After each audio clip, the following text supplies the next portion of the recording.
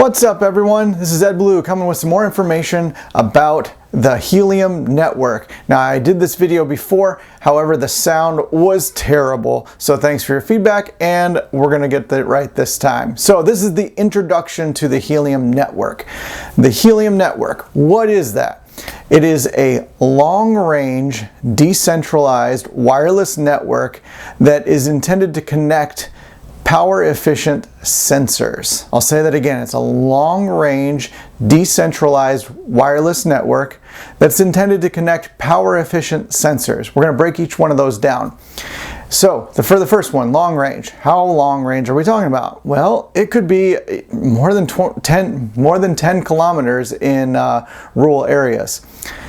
And it can go even longer than that. There's, depending on antennas and environments and all that kind of stuff, there's a lot of variables, but the intention is to go over long range. Long Fi is another term to talk about it as. So decentralized wireless network, what does that mean? Well, there's distributed ownership. So you, me, anyone can partake in this. They just need to get a little device, and that's what we're going to talk about over the course of this video.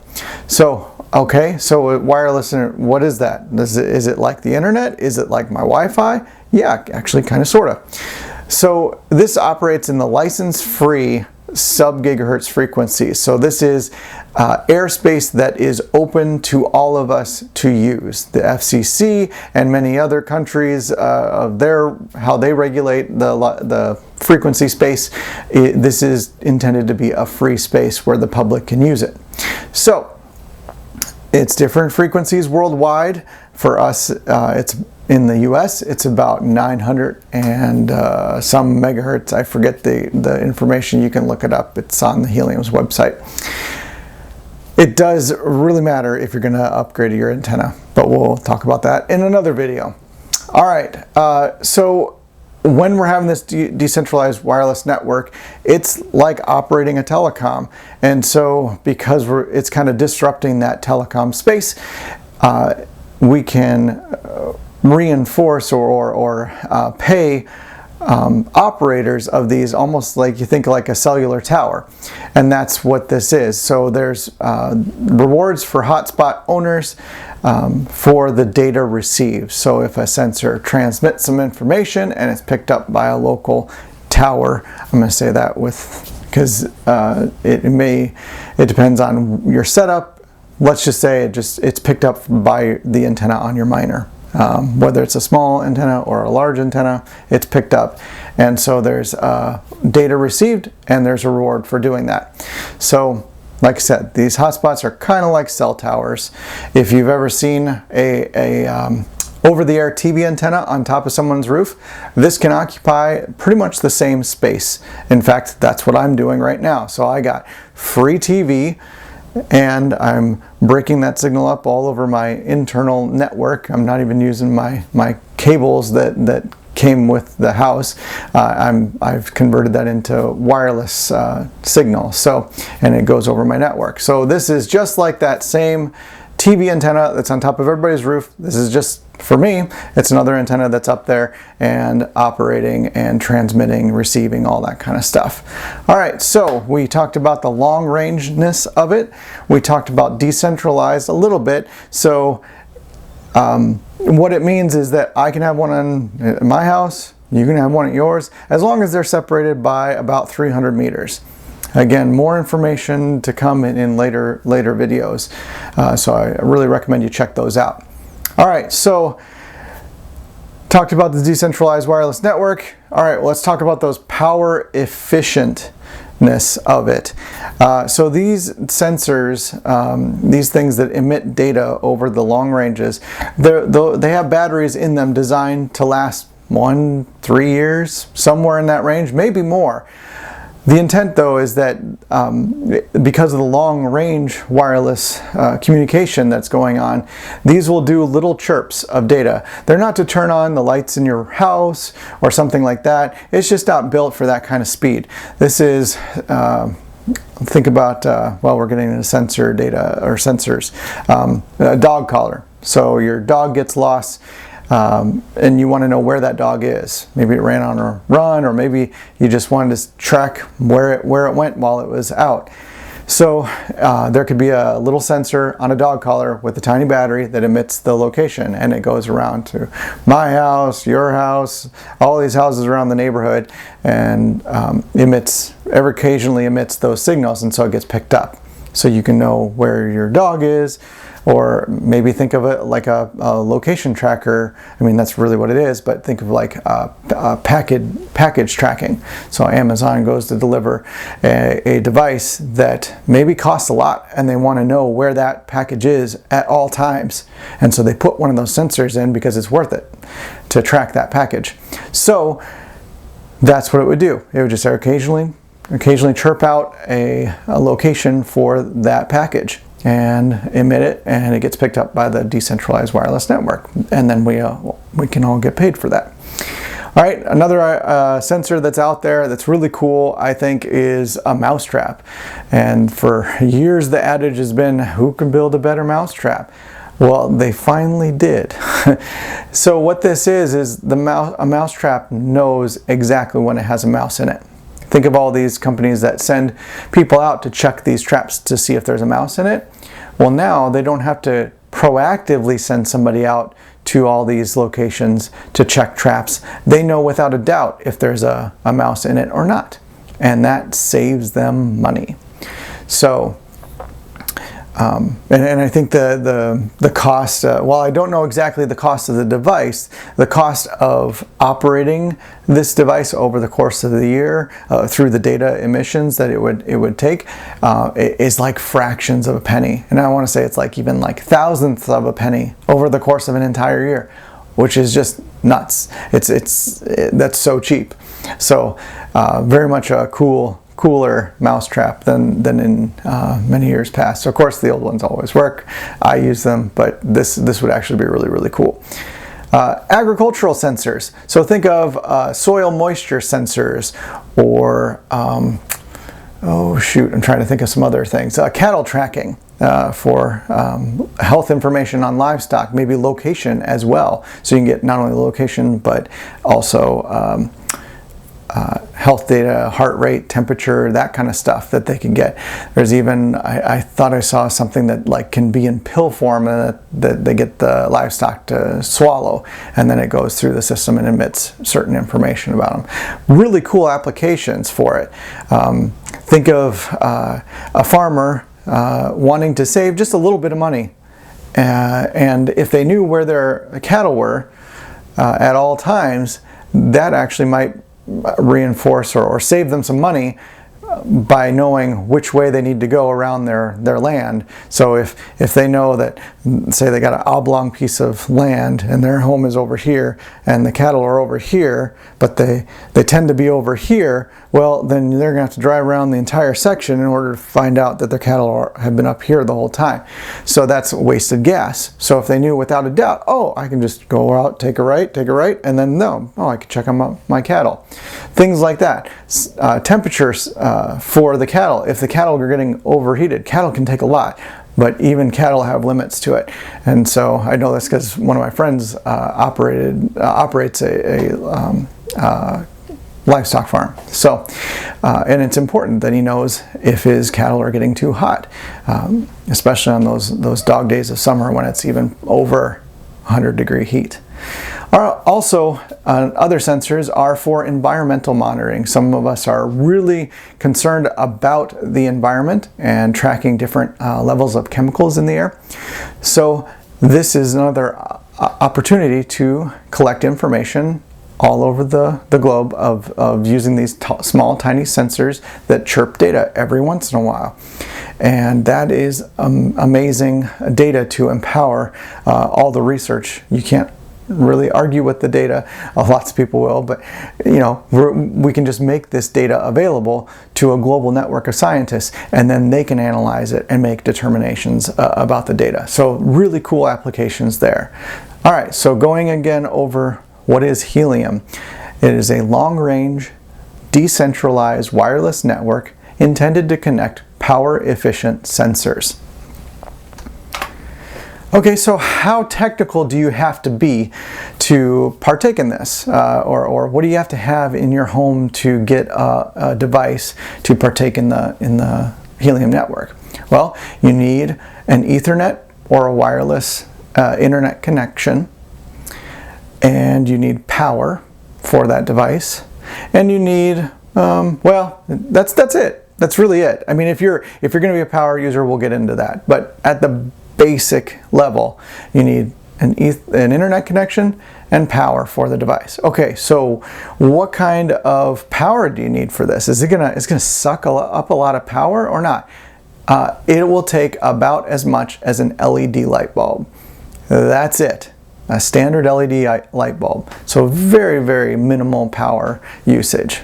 So, all right, what kind of internet connection do you have? Do you need to operate it? Well, okay, so you can go Ethernet, hardwire, like me. I love my hardwired internet.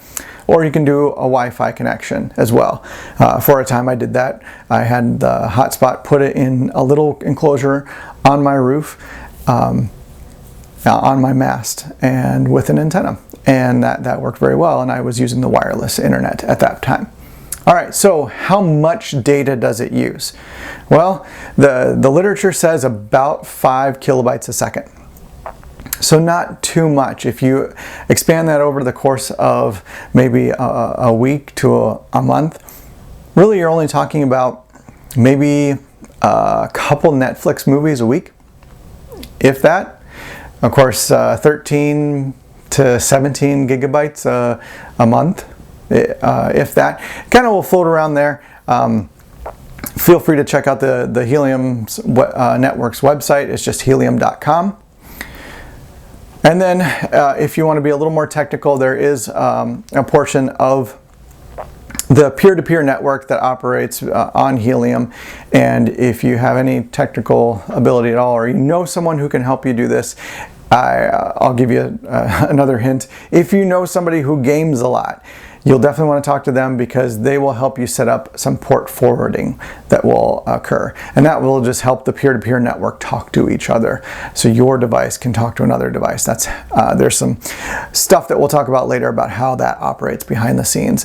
But that's the most technical thing. Other than plugging in the internet and plugging in the power, you can optionally put in this port forwarding as well. And that's done through your router or your firewall.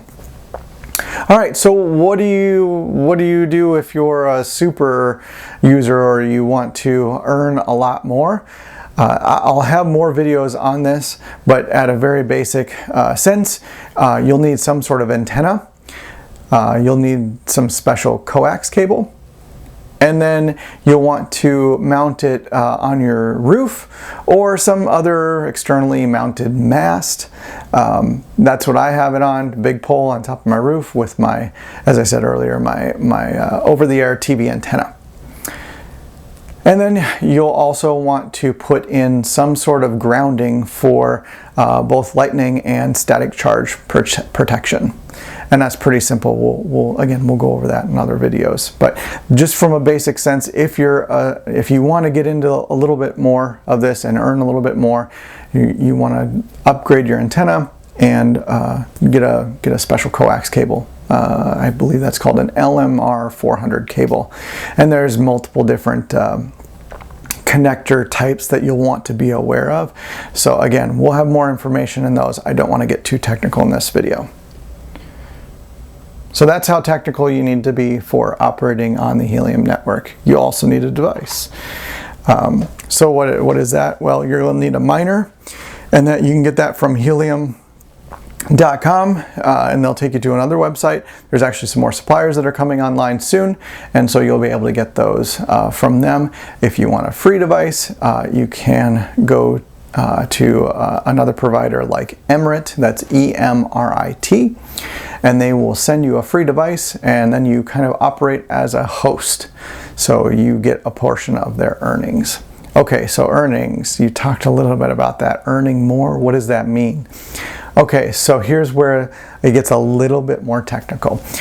All right, so the earnings are given in crypto. what is crypto? Believe me, I was there last fall. I think I even remember years ago hearing some young kid talking about crypto at a local meetup of geeks, and I was like, oh, crypto, that's silly stuff. Well, now here I am kind of eating my own shoe on this, because this has been a very interesting and profitable adventure for myself. So last fall I just said, you know what, I'd like to check this out. I hope to get enough to pay for a next-gen console. I'm a gamer, so I set my goals there. So, all right, how do we convert that into earnings? How do we convert that into dollars? Here we go. So it's dependent upon your ability to provide coverage. So every one of these miners is equipped with an antenna. And the antenna can be upgraded. Of course, they tell you you don't need to upgrade it, that it will operate just fine. And in part, it's very, very, very true. Those stock antennas are quite powerful, and they've gotten some really interesting results even off of the stock antenna. So when you provide coverage, then how these hotspots talk to each other is operating as proof of coverage. Okay, when you do that, it rewards you and says, thanks for providing coverage. The network then deposits some cryptocurrency in your crypto wallet. Later, based on so what I was saying was, right now, it's based on the proof of coverage between these hotspots communicating with each other. Later, it's more than likely going to be based on actual data received, and that's called data credits. So I just most recently had an operation where some data was transmitted to my hotspot, and I earned a very, very tiny fraction of crypto just from that. And that's actually how it's intended to work. For right now, though, investors have put in a bunch of their own money to get this network going because they're interested in the long-term applications of it. So I talked about rewarding with currency. Okay, what crypto are we talking about here? Is this Bitcoin? Is it that Doggy stuff? What is it? It's HNT, Helium Network tokens. So there are multiple ways that you can get HNT. Primarily, it's through witnessing. That's your stronger amount, because that's your hotspot talking to another or hearing another hotspot, and then you witness it. So when you witness it, that is an event that gives you a lot more crypto. And so that's based off of proof of coverage. And you can also do some challenging between, so you communicate over the internet to another hotspot and you say, hey, I would like you to transmit, do a beacon, and then we're going to see how many people hear you as you transmit. So that's how it operates. All right, so the crypto part of it is it's tradable, like stock is. It can go up and down in value. And then you can also take that crypto and using a crypto exchange, so there's many out there, Binance, Coinbase, there's a bunch. Now, not every exchange lists HNT right now, so you'll want to check that. I do know that that Binance does, but look around for other crypto exchanges that you can use. So you can convert that to a local currency. So for me, that's dollars. So what I can do is take crypto and send it to another wallet on one of these exchanges, which I've done, and then you can take that, convert it to, for me, US dollars, and then take that US dollars and then transfer it to your bank account. And I've done that entire process. I think my first trial at this was I got $77 because there's little fees along the way that you do have to pay for the exchange rates and transfers and stuff. But in the end, I got some money. So this is a legit way to make some money. So like I said, it's tradable like stocks, so people are very interested in the application of this and the long-term implications of it. So I talked a little bit about the data credits. So that's the other thing, is that how this works in the long term is that you're going to pay using HNT to get data credits. I believe that's the way it will operate. So you pay dollars or you pay your local currency to get HNT, and then from that you can buy data credits. And then the data credits, once you join that to a particular sensor, then anytime that sensor chirps out information and it's received by the network, then your data credits are consumed. So think of this as if your dog gets lost and you want to know where your dog is, then from that collar it's emitting the location, and while it's emitting the location, then you're paying for the credits that are used over the network. Hopefully that makes sense for you. So that's how earnings work. You take them, they are tradable like stock. Using an exchange, you can move those around from other wallets. You can pay other people with them or give them crypto. Also receive crypto or transfer it into other cryptos if you're interested as well. Okay, so what kind of investment does this take? Well, there's a couple of different ways you can approach it. There's anywhere from free to spending couple hundred bucks on it to get in. So let's talk about the free one first. This was the approach that I used. I wanted a very low risk way to enter into this because I didn't have a lot of money to start with, and so I wanted to try it out at first. So back last fall, I saw that Emirates was doing a free hardware drop, and I said, okay, I'll sign up. I'm going to try out this crypto thing. Very skeptical, but I'm willing to try it. And so they sent it to me, and so I put that hotspot up, and I still have it today. So how Emirates works is with the free hotspot, it's kind of operating like a lease. So because you're hosting their device, you get a portion of the earnings. So right now, Emirates will pay you 20% of whatever you make. So if you decide to upgrade, your antenna or something like that, then you'll get 20% of those earnings. You can choose to do that. That's a choice that you can make, and of course that benefits you as a host. Now, Emirates may eventually change that host earning percentage.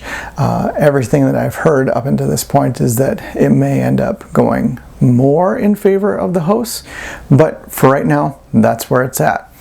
They're a startup business, so they have their own hosts of issues that they're encountering, and part of offering something for free is that a lot of people, just like me, are skeptical but still want to try it. And so I am no longer a skeptic for sure. So if you got questions, drop them in the comments below, and we can talk about them there. I can also drop my referral code for Emirates if you want to check that out as well. All right, buying a hotspot. So we talked about the free approach. You can also buy your own hotspot.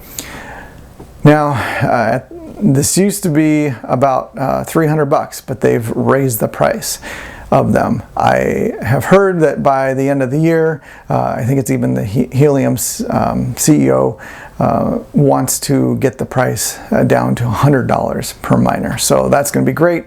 Right now there's a lot of supply chain issues, and with COVID and all these things going on, it's just very difficult to get the unwound and get the hotspots out there. So for right now, you can buy a rack miner for 350 bucks. There's also some other manufacturers that are coming online soon. Oh, I'm going to forget all their names, but Nebra, Syncrobit, and there's one other, I think it's called Bobcat. If you got more, or if you work for them and you want me to say the name, point people to your place, just drop your name or the brand in the comments with a link to the website, and I'll be happy to reinforce that in future videos. All right, so what's the benefit to buying a hotspot? I said it was like 350 bucks. That's quite a bit of money. Well, dependent on your location and some other things, you definitely want to have other hotspots in your area for proving coverage, and then you get the earnings. The idea behind it, so I talked about with Emirate, you get to keep a portion of the earnings, whereas if you buy the hotspot outright, you get to keep 100% of the earnings, and that is awesome because since I joined, I've been making hundreds of HNT per month since then. I'm in the suburbs, and so it just makes a great deal of HNT because there's lots of other hotspots around in this area to communicate with. But you don't need hundreds of hotspots around to communicate with. What they recommend is like 3 to 5 hotspots can definitely provide coverage for an area. So you keep all the earnings if you buy your hotspot. Now, of course, there's upgrades that you can make, and those can cost 100 to 200 bucks with all the materials and stuff that you want to do to get the most earnings that you can.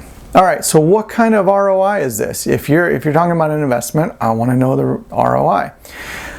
I can tell you that getting an antenna upgrade will pay for itself. I used to say, oh, in the first month, but now with HNT, where how valuable it is, it can pay for itself within the first day to the first week even, and it's all dependent on the value of HNT. So I don't know where it will be at by the time you watch this video, but that's where check it out. I'd say. You can just Google or search for HNT exchange rate and then find out in your local currency. Again, you want to target around 3 to 5 other hotspots in the area. So get some friends together if you want to do that, or if you want to go free, then you can do Emirate and get your referral network going as well in there. And then maybe stave up some HNT over time and then convert those to actual miners that you own long term, and then you can make that decision. So when I was writing my notes for this video, I said, well, currently buying the miner and doing the upgrades will be paid for in about 1 to 2 months. Again, that actually could be done a lot faster now with the current exchange rate on Helium tokens. Okay, so I was super skeptical in the beginning.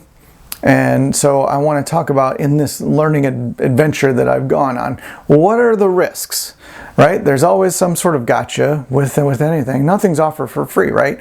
Well, there are some risks in here. I would say let's just make them known, and then you can decide for yourself if that's worth the risk or not. Okay, so risks. Well, you're putting this on your personal internet. Now there's no indications from my internet traffic that I've monitored within my home to indicate that there's any nefarious things going on. The most that I've noticed is that some weird connections in that peer-to-peer network with other devices, where some people are kind of masking their connections because they don't want to exactly be found. That's the only thing that I've been able to notice, is that they're coming in and communicating with that device, and that's it. There's also ways that you can set up your own VPN or VLAN within your area, your network, so to segment the devices such that they cannot, nobody else, even if they get in and hack that device for some reason or another, which Helium says that they've really done their due diligence to keep that locked down. But even if they did, if you're segmenting it off of on a portion of your network, then you're really you're setting yourself up for even a little bit more protection that way. So another risk would just be, frankly, there's no other hotspots within range of your antenna. You may make the investment or not make the investment, you get the free one, but then there's nobody else around. And I can say that I have one in this situation, but I did so intentionally because I wanted to start activating a network and get some friends online with using this. So that's another risk. Another one is that there's a finite supply of HNT. Now, what does that mean? Well, there's a bunch of cryptocurrency terms that you can look up, and that over time there will be less and less HNT available. And it's not like it's running out by the end of the year. There's a certain amount, I believe it's in the millions of HNT tokens that are supposed to be distributed over the course of time.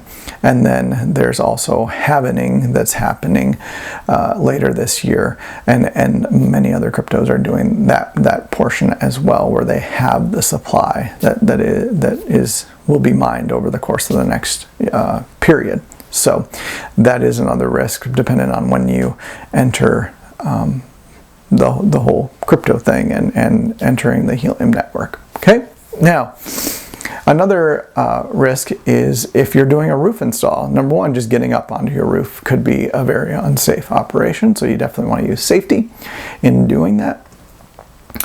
Also, one of those is when the weather turns, lightning is also a risk. So you want to have adequate lightning protection, set up, that you're doing appropriate grounding, all those types of things that are just the same risk as with an over-the-air TV antenna and a mast and anything on your roof that you want to be diligent to. So those are the risks that I am aware of that I've encountered as I've entered this. That's really about it. It's actually pretty safe, and like I said, I was pretty skeptical about this at first, but everything I've seen over the course of the last few months of monitoring things, that's kind of it. So that ends this portion of all the things that I wanted to get in an introduction to the Helium Network. If you have questions or comments, you can definitely leave those, and if you have some other what does it mean to do this, or how do I get started, or what's that link to MRED, what's the, can you put down that, any of those questions are perfectly okay, and put them below and I'll answer them occasionally. This is not my primary means of income, so I usually get around to answering those nights and weekends or something like that, or occasionally on a lunch break or something like that. So thank you for watching this video. I hope it was helpful. Smash the like, smash the subscribe, and we're going to be around for a while. So thank you for watching, and take care. Bye.